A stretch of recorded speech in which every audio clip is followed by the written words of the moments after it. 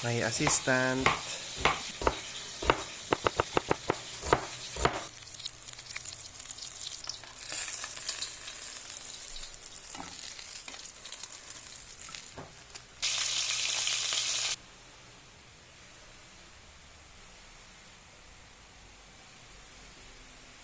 Okay guys, simulan na natin mag-isa.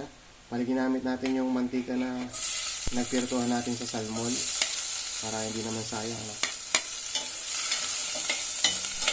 Alright, luya naman. Tapos na tayo sa bawang sibuyas, kamatis, mga lods. Yan, gusto na natin yan. So, gusto naman yung lalagay natin. Isahin lang natin konti, tsaka tayo maglalagay ng tubig.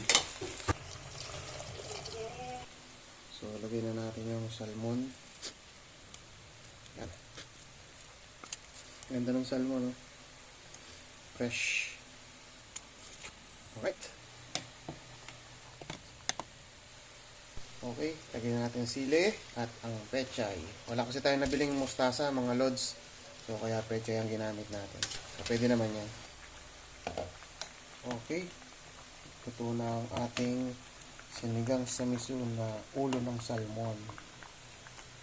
Yun. Sarap yata. Tara, kain na po. Salamat po sa panonood. Thank you.